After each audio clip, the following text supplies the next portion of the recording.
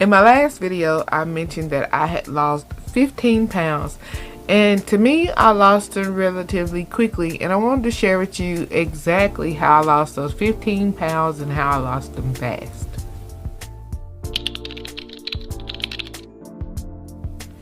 There's 10 things that I did to lose those 15 pounds that I feel like were pretty simple as compared to some of the things that I've tried to lose weight over the last 4 or 5 years.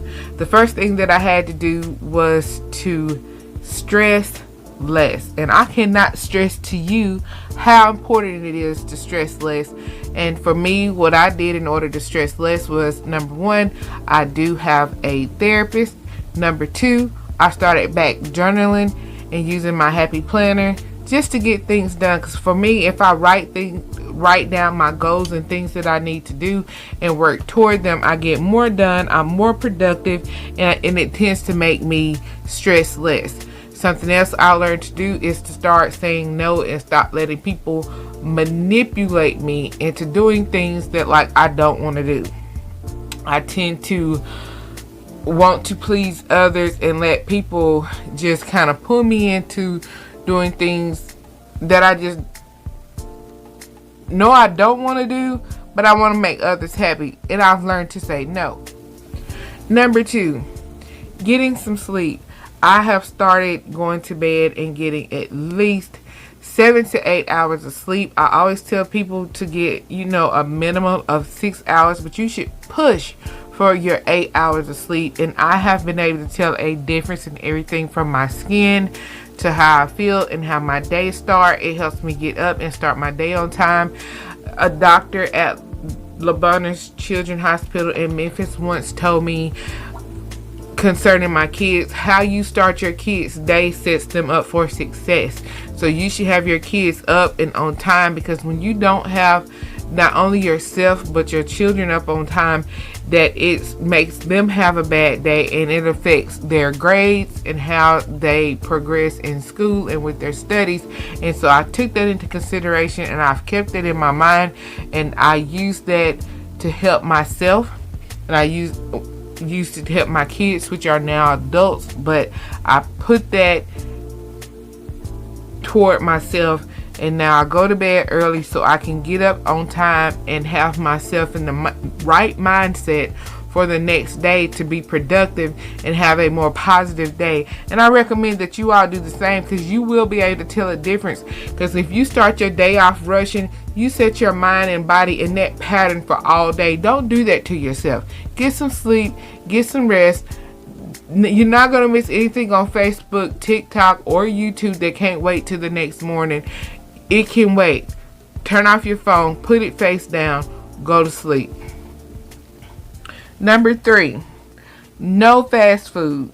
This was a hard one for me, especially now that we are in the big truck and we tend to go to a couple of love stations or truck stops per day. And it's just calling your name. I've had to do more meal prepping. So if meal prepping is what you need to do, look at it like this. Meal prepping is exercise and it's a workout. Start meal prepping and prepping your food, and try to avoid eating fast food. If you do have to eat fast food, I will start sharing some of the ways you can get around that so you can continue to lose weight. But if at all possible, try to eat fresh and not eat fast food, because it makes a huge difference. In just the 30 days that I didn't eat fast food, the weight literally fell off so fast. And what I did was I went back to an eating plan that I ate before. Like I said, y'all know by now, if y'all have seen an older video, how I lost 100 pounds.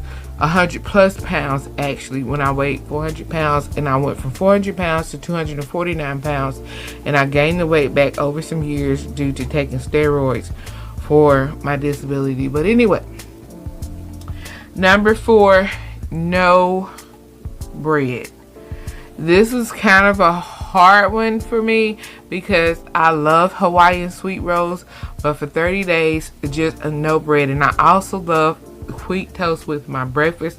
That is a bread that if I just have to have bread that I can eat, that's okay. That if I eat, even if I eat it at a minimal, but having a PCOS body, I just had to let the bread go because it's just not for my body type.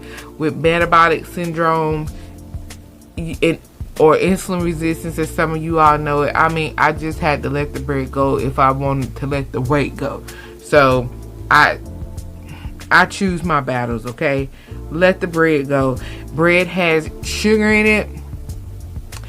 If y'all don't know that, and when I cut my sugar, I had to cut the bread, which brings me to number 5. I cut my sugar. Now, I'm not going to sit here and lie to you and say I went sugar-free, because I don't do sugar-free products. If I'm going to eat sugar, I eat regular sugar. I don't do low-fat, low-sugar anything. I don't do sugar-free because I take a migraine medicine, and if I do sugar-free anything, it cuts the medicine and depletes it, because the migraine medicine is like a seizure medicine. So I don't do sugar-free anything. So I do still do sugar. I just cut my sugar intake. And how I did all of this, I started using MyFitnessPal, which brings me to number 6. MyFitnessPal. I started back using MyFitnessPal, but not only do I use MyFitnessPal, I also use a journal that I write down what I eat, because I used MyFitnessPal before because I thought MyFitnessPal would keep all of my recipes in it and everything that I ate. And then when I went back to try to look at or find all the things that I ate, all the meals that I had created and made all back in 2015 and 16, I couldn't find them. I was heartbroken, and I'm still logged into my account, and it should have a place in there where you can add your foods and stuff, and my foods should be there, but I can't find them. So if anybody know how I can find them, please let me know. But anyway, I started a food journal in order to have those foods and kind of keep up with my caloric intake of the things that I eat daily and often, just so I can have that journal this time. Plus, I use MyFitnessPal. I scan them into MyFitnessPal first, and then when I have free time, I sit and then I log them into my food journal. So that brings me to number 7.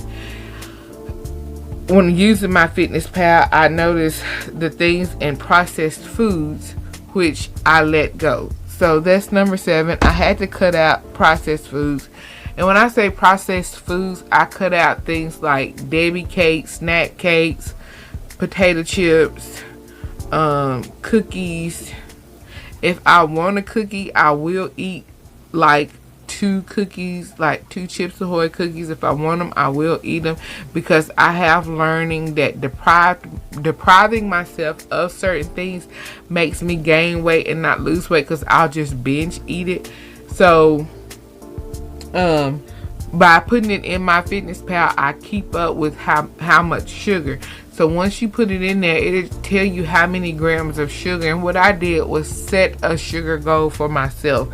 You can set your own sugar goal once you start using MyFitnessPal, because you'll see how much sugar you're looking at. And once you get a feel of how much sugar you're taking in, cut that sugar.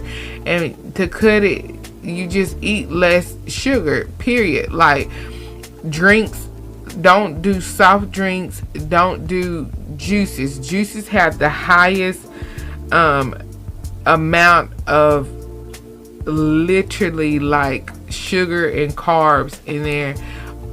And to be honest, I really don't count my diet has gotten so good now that I really don't have to count my sugars, my carbs, my macros, or anything. I literally can just eat, and I can eat in abundance, and I don't have to count literally hardly anything. And as you do it, you will get comfortable like literally be able to do it. So number, I think it is 8. I replaced all of my drinks with water. Okay, and so if I eat a meal and I want something to drink with flavor in it, I do like the Great Value Crystal Lights. Lemonade is my favorite. They have one called Truvia something. It's supposed to be like naturally flavored strawberry lemonade. I will do that one. Those two are my favorite. I'm trying to think if there's any other ones that I drink. Pretty much will no. I'll do water with lemon in it. I like water with lemon in it. I like green tea. I'll do that, and I sweeten my green tea either with I have one artificial sweetener that I do really like that's not supposed to raise or lower your blood sugar. I have honey that I put in my tea, natural raw honey, or if all else fails, I use a small amount of just regular cane sugar to make a tea.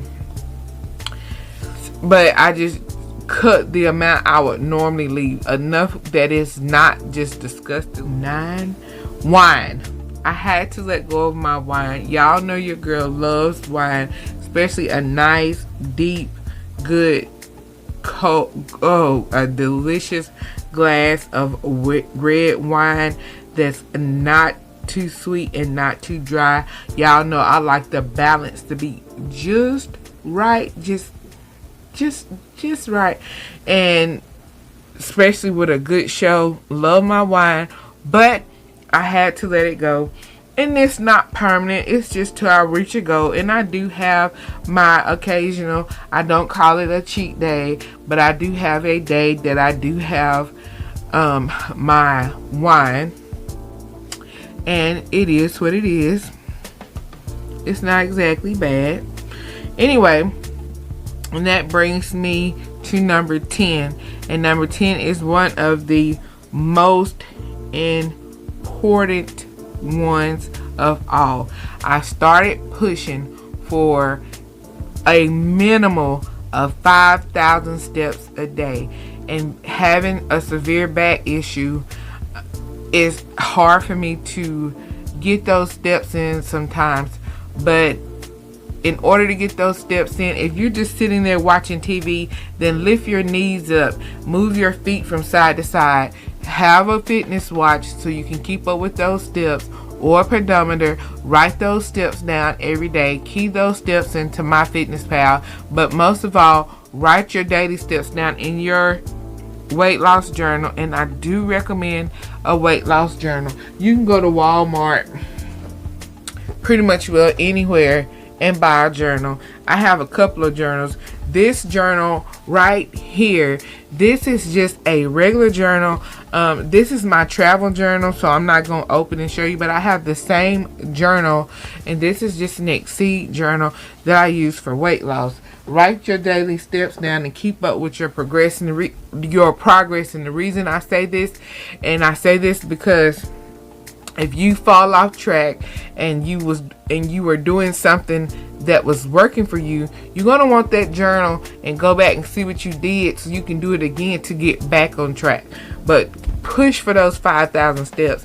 And if you're already doing 5,000 steps, push for 10,000 steps. But whatever you do, don't overdo it. If you're doing 1,000 steps, don't go out today and try to do 10,000 steps, because that can delay you and push you back, because your body's going to be sore and tired, and you don't want to do that to yourself. Just gradually ease into it. Let me know in the comments below if this works for you.